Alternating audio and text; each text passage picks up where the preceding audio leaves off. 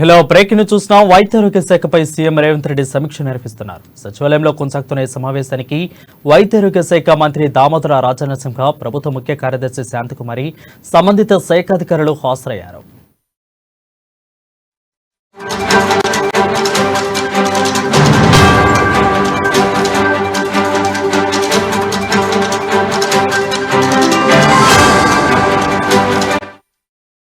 ఇక మెడికల్ కాలేజీలు ఉన్న ప్రతి చోట నర్సింగ్, పారామెడికల్ కాలేజీలు ఉండేలా చర్యలు తీసుకోవాలని, ఇందుకు కామన్ పాలసీని తీసుకురావాలని అధికారులను సీఎం ఆదేశించారు.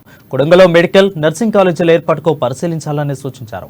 బీబీనగర్ ఎయిమ్స్ లో పూర్తి స్థాయి వైద్య సేవలు అందుబాటులోకి తీసుకొచ్చేలా చూడాలన్న సీఎం, ఎయిమ్స్ పూర్తి స్థాయిలో అందుబాటులోకి వస్తే ఖమ్మం, వరంగల్, నల్గొండ జిల్లాల ప్రజలకు ప్రయోజనం చేకూరుతుందని తెలిపారు. ఎయిమ్స్ ను సందర్శించి పూర్తి స్థాయిలో రిపోర్టు తయారు చేయాలని ఆదేశించారు.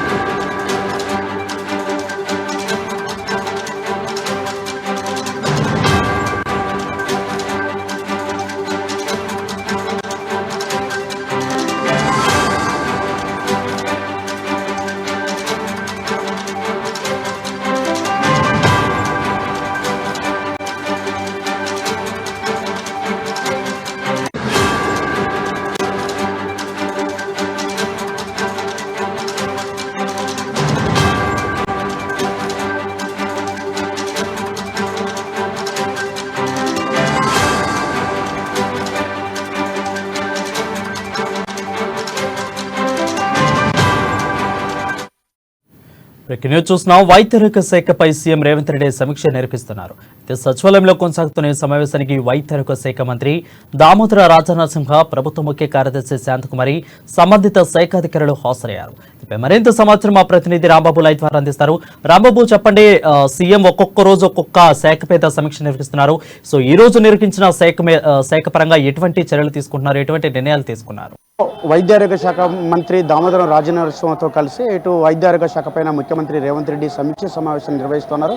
ఆ ప్రభుత్వ ముఖ్య కార్యదర్శి శాంతకుమార్, అదేవిధంగా ఇటు అధికారులు కూడా పాల్గొన్నటువంటి ఈ యొక్క సమీక్ష సమావేశంలో ప్రధానంగా మెడికల్ కాలేజీలు ఉన్నటువంటి ప్రతి చోట కూడా ఇటు నర్సింగ్ కాలేజీలు, పారామెడికల్ కాలేజీలు ఏర్పాటు చేయాలని చెప్పేసి ప్రభుత్వం తరఫున రేవంత్ రెడ్డి అధికారులకు సూచించడం జరిగింది. ఇందుకోసం ఒక కామన్ పాలసీని కూడా తీసుకురావాలని కూడా చెప్పడం జరిగింది. మరొకవైపు కొడంగల్లో ఇటు మెడికల్, నర్సింగ్ కాలేజీలను కూడా ఏర్పాటు చేస్తామని చెప్పి దీని కొరకు ఏర్పాట్లను కూడా పరిశీలించాలని చెప్పేసి అధికారులకైతే ఆదేశాలు జారీ చేయడం జరిగింది. బీబీనగర్లో ప్రస్తుతం ఉన్నటువంటి ఎయిమ్స్ను దీన్ని పూర్తి స్థాయిలో ఇటు వైద్య సేవలు అందుబాటులోకి తీసుకొచ్చేలా ఏర్పాట్లు చేయాలని చెప్పేసి, అవసరమైతే ఈ యొక్క వైద్య సేవల ఏర్పాటు కోసం తానే ఇటు కేంద్ర వైద్యారోగ్య శాఖతో కూడా మాట్లాడుతానని కూడా చెప్పడం జరిగింది. దీంతో ఇటు ఎయిమ్స్లో కనుక సేవలు అందుబాటులోకి వస్తాయి, ఇటు గాంధీ ఉస్మానియా హాస్పిటల్ పైన కొంత భారం తగ్గుతుందని చెప్పేసి కూడా రేవంత్ రెడ్డి అధికారులతో సూచించడం జరిగింది.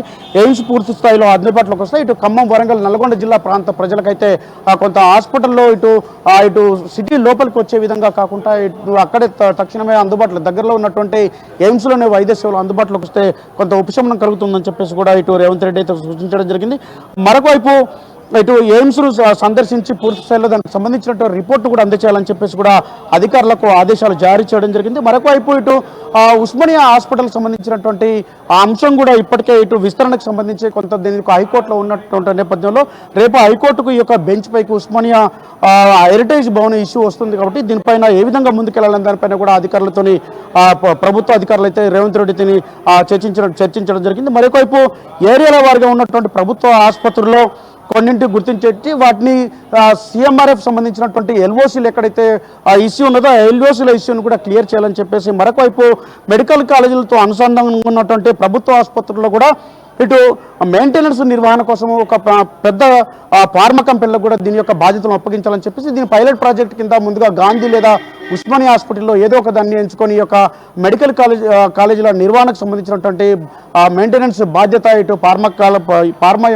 సంస్థలకు అప్పగించాలని చెప్పేసి కూడా దీనికి సంబంధిత అధికారులకైతే సూచించడం జరిగింది. మరొకవైపు ఇటు ప్రతి నెల 15వ తేదీలోప ప్రభుత్వ హాస్పిటల్లో ఉన్నటువంటి ఇటు ఆరోగ్యశ్రీ ఏదైతే ఉందో ఆరోగ్యశ్రీ బిల్లులో ప్రతి 15 రోజులకు ఒకసారి ప్రభుత్వానికి సంబంధించినటువంటి హాస్పిటల్లకు ఈ యొక్క బిల్లులు చెల్లించాలని, అదేవిధంగా ప్రైవేటు హాస్పిటల్కి సంబంధించి ప్రతి 3 నెలలకు ఒకసారి ఈ యొక్క ఆరోగ్యశ్రీ బిల్లులకు సంబంధించిన కూడా వెంటనే చెల్లింపులు జరగాలని చెప్పి చెప్పడం జరిగింది. మొత్తానికైతే వైద్య ఆరోగ్య శాఖ పైన కీలకంగా ఈ యొక్క శాఖ అధికారులతోటి ఇటు వైద్య ఆరోగ్య శాఖ మంత్రితో అయితే రేవంత్ రెడ్డి అయితే సమీక్ష నిర్వహిస్తున్నారు. సమీక్షలో ప్రధానంగా వైద్య ఆరోగ్య పైన ప్రధానంగా దృష్టి పెట్టాలని చెప్పేసి ఇటు ఉస్మానియా గాంధీ లాంటి హాస్పిటల్ కాకుండా ఎయిమ్స్ లాంటి హాస్పిటల్ను కూడా వైద్య రంగంలో అంటే వైద్య సేవలను పూర్తి స్థాయిలో వినియోగించుకోవడంలో అన్ని ఏర్పాట్లను చేయాలని చెప్పేసి అందుకు అనుగుణంగా ఏర్పాట్లు చేసిన తర్వాత ఈ యొక్క వైద్య సేవలను ఉపయోగించుకునే విధంగా ఇటు ప్రజలందరికీ అంటే ముఖ్యంగా ఈ 3 జిల్లాలకు ఇబ్బందికరంగా ఉండేటువంటి పరిస్థితి ఉంది కాబట్టి వరంగల్, ఖమ్మం, నల్గొండ జిల్లాకు సంబంధించినటువంటి ప్రజలకు ఈ యొక్క హాస్పిటల్ను అందుబాటులోకి తీసుకురావాలని చెప్పి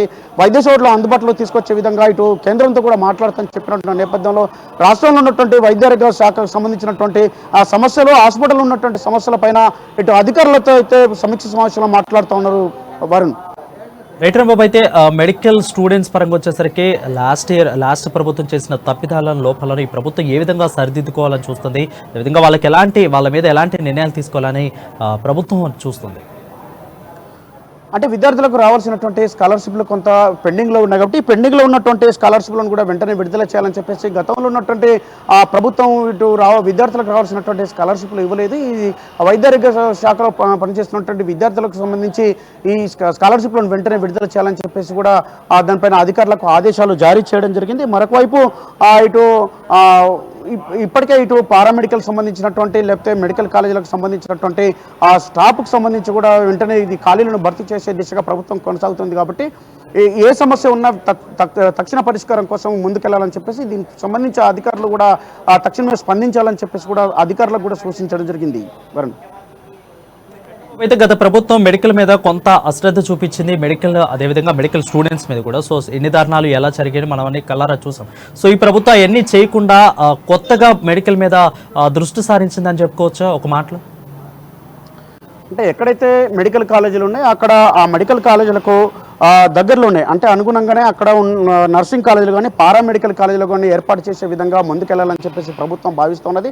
మెడికల్ కాలేజీలు వచ్చిన తర్వాత కూడా వాటికి సరైనటువంటి వసతులు ఏర్పాటు చేయకపోవడం మూలాన అనేక ఇబ్బందులు ఏర్పడుతున్నాయని చెప్పేసి అందుమూలంగా అక్కడ ఉన్నటువంటి మెడికల్ కాలేజీలో ఉన్నటువంటి అన్ని రకాల సమస్యలను పరిష్కరించే దిశగా ముందుకు వెళ్ళాలని చెప్పేసి దానికి సంబంధించినటువంటి విధి విధానాలు దానికి సంబంధించిన నిధులకు సంబంధించినటువంటి అంశంలో ప్రభుత్వం సహాయ సహకారాలు అందిస్తుందని చెప్పేసి అధికారులు వైపుగా ఆలోచించాలని కూడా చెప్పడం జరుగుతుంది. ఇటు ఈ ఉస్మానియా గాంధీ హాస్పిటల్ పైన పూర్తి స్థాయిలో అంటే ఆ 2 హాస్పిటల్ పైన పూర్తి స్థాయిలో బాధ్యత పడుతూ ఉంది.